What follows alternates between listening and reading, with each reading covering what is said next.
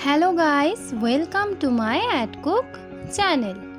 আজকে আমরা নিয়ে চলে এসেছি একটি খুবই স্বাস্থ্যকর রেসিপি, ঘিমে শাক দিয়ে আলু দিয়ে রান্না। এই রান্নাটি দেখে নেওয়া যাক।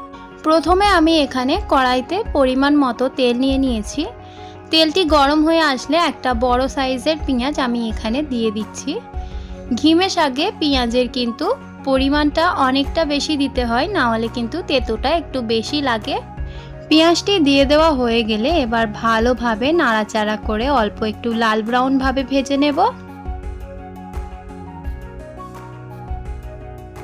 এখানে আমার পেঁয়াজটা দেখতেই পাচ্ছেন ব্রাউন হয়ে এসেছে। এই পর্যায়ে আমি এরকম কেটে রাখা আলু 2 থেকে 3 পিস নিয়ে এই পেঁয়াজের মধ্যে দিয়ে দিলাম এবং আলু এবং পেঁয়াজটা ভালোভাবে নাড়াচাড়া করে ভেজে নেব।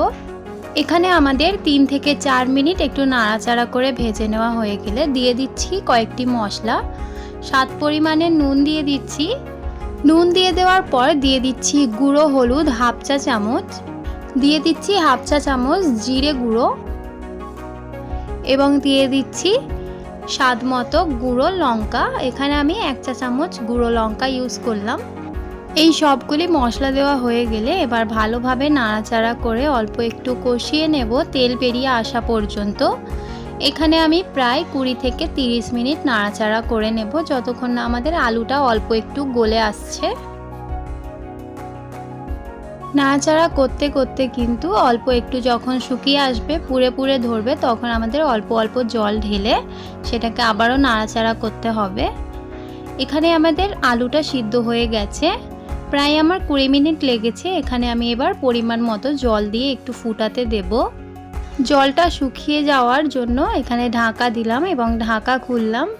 হালকা একটু 10 মিনিট ফোটানোর পর এরকম জল রয়েছে। এবার নাড়াচাড়া করব অল্প একটু, যাতে নিচের দিকটা পুড়ে না ধরে। এবং আমাদের আলুটা কিন্তু পুরোপুরি সিদ্ধ হয়ে গেছে, দেখুন আমি ভেঙে দেখাচ্ছি। এই পর্যায়ে থাকলে এবার আমরা ঘিমে শাকটা ফ্রেশ করে ধুয়ে রাখা এবং ভালোভাবে বেছে রাখা দিয়ে দিলাম। এখানে ঘিমে শাকটা দিয়ে দেওয়ার পর এবার আমরা ভালোভাবে একটু নাড়াচাড়া করে আলুর সাথে মিক্স করে দেব। চুলোর ফ্লেমটা মিডিয়াম রেখে ভালোভাবে মিক্স করতে করতে কিন্তু ফোটাতে হবে, যাতে ঘিমে শাকটা একটু ভালো করে সিদ্ধ হয়ে যায়। এই পর্যায়ে এরকমভাবে নাড়াচাড়া করতে করতে আমাদের যখন আলুর ঝোলটা শুকিয়ে আসবে, তখন আমাদের এই রান্নাটা পুরোপুরি রেডি হয়ে যাবে। দেখুন এখানে আমাদের ঝোলটা কিন্তু গাঢ় হয়ে এসেছে, আমাদের রান্না পুরোপুরি রেডি। এবার আমরা সার্ভ করে নেব। যদি আপনাদের এই ভিডিওটা ভালো লেগে থাকে তাহলে অবশ্যই লাইক শেয়ার এন্ড সাবস্ক্রাইব করে দেবেন। যদি আমার চ্যানেলে নতুন হয়ে থাকেন তাহলে চ্যানেলটিকে সাবস্ক্রাইব করে আমার পাশে থাকবেন।